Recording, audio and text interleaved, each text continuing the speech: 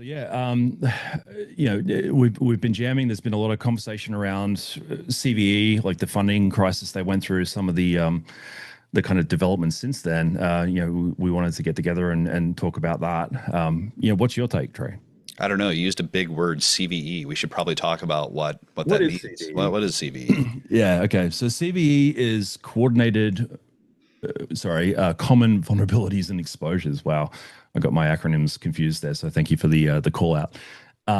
So basically, what it does, its purpose is to provide like a key or kind of a master identifier for vulnerabilities that exist in software that's in lots of different places. So that's where the C part comes from. It's got to be like basically open source libraries or software that you buy and install or run on servers or do whatever else. But if it's one bug in lots of places, then generally it'll get assigned to CVE. And CVE is the name of the program. It's been run by the US government for a long time, and yeah, that's the deal.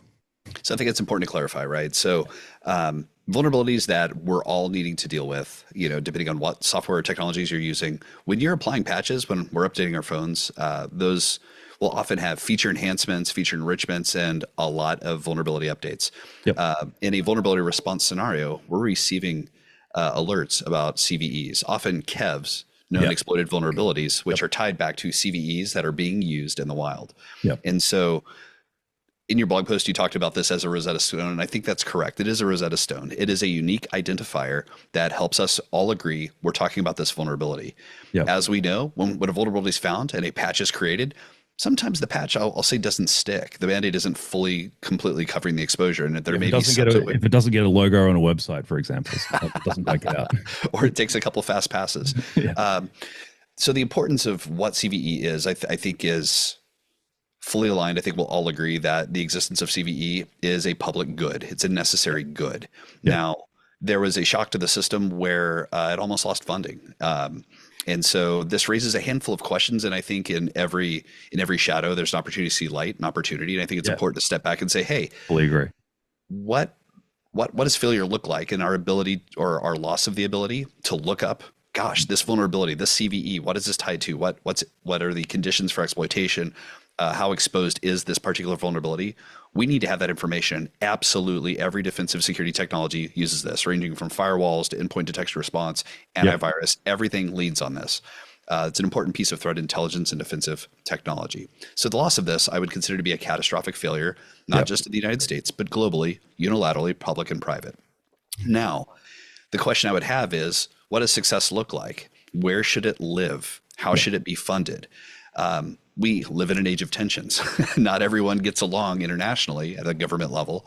And this shouldn't necessarily live in one place under one government. Do you have thoughts on that? Yeah, I mean, to me, like that is the part that really hits the nail on the head. Because when I think through what the future of things like CV kind of become, there's that component. There's obviously, governments wanting to look out for their own interests and like the degree of trust and the degree of reliability that they sort of attribute to each other. It varies, right, from time to time, and it's definitely doing that right now.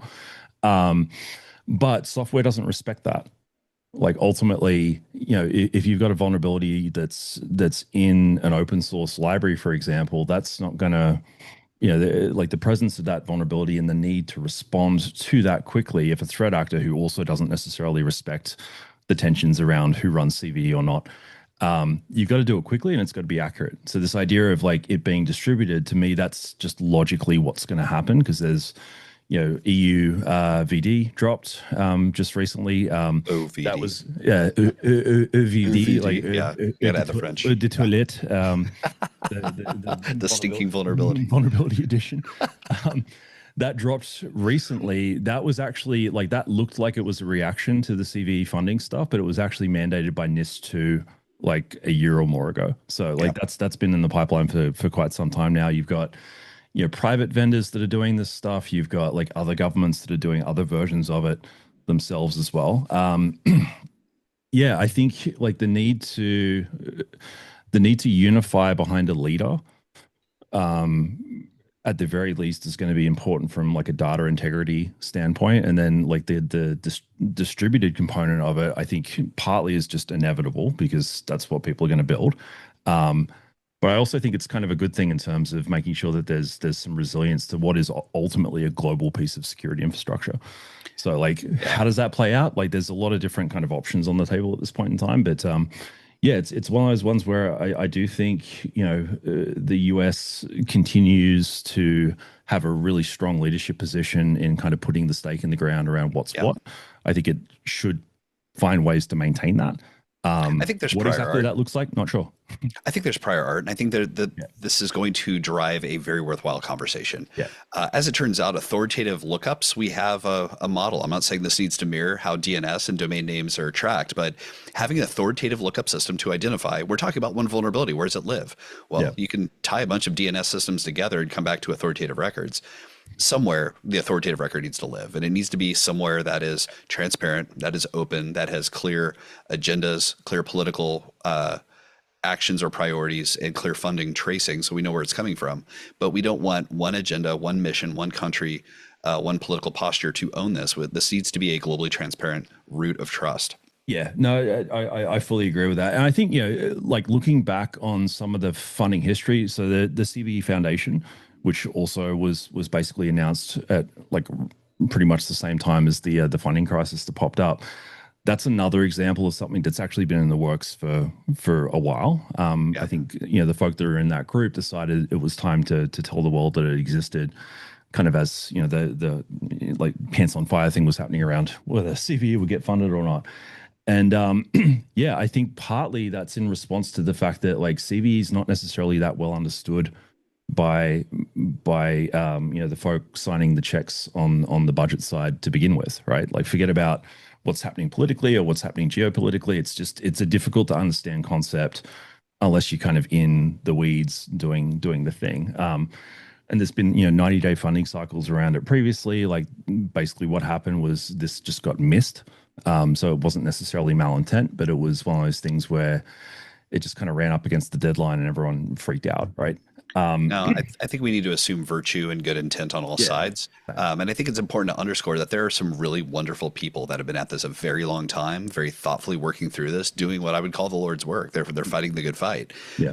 As it turns out, politics and funding are both difficult, Yes. and there's a lot of moving pieces. And I think creating a space for a privatized infrastructure that is transparently funded, that Yeah. is clearly on mission as a public good, and providing an anchor service would be a great thing to do. And so while I think this created a lot of uncertainty, doubt, concern, which was virtuous and correct, Hmm. I think it's going to force a conversation that is going to be net positive for everyone involved. Yeah, yeah. I mean, what I would really like to see is for there to be basically an open funding version of this that allows for that kind of global input, for there to be kind of accountability and transparency around how vulnerabilities get numbered, how they get adjudicated, all those different things, and then for the funding source to be almost self-evident in like its value, and not kind of reliant on budget cycles out of any particular government or anything like that. Like to me, that would be probably the best outcome. Like whether we end up getting there, we'll see how that plays out. But yeah, it's definitely one to watch because it definitely put a lot of the security community on high alert around like how critical these like fairly boring looking projects are. In reality, when you start digging into bugs, obviously you and I are both kind of nerds on this stuff, so we get probably more excited than the average bear. But when you dig into like what's going on, like it's critical in terms of its impact on the ability for security teams to do their work. And the absence or the sudden loss of something like that, I think creates a pretty huge window for attackers. So like ultimately trying to avoid that scenario is Yeah. what we should be optimizing for. So I don't know that we have a strong call to action or exit for this conversation so much as this is the situation. We want to make sure folks understand what's in play. Yeah. I'm excited to see clarity, a vision, and my hope is simplicity. Things scale well when they're simple. And so a clear plan on what this will look like and how we're going to tie, I'm going to call it the vulnerability DNS system back together for a future, more resilient infrastructure. I'm excited for what's ahead. Yeah. But yeah, I think I fully agree with that. In closing it out on that side with the CTA, I think for vulnerability researchers, for folk that do understand kind of the gravity of instability in this kind of system, practitioners, so on.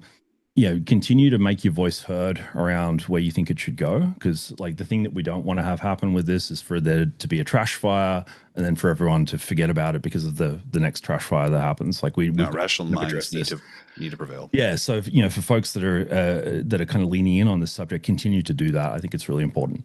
That's right. Yeah. Cool. Thanks.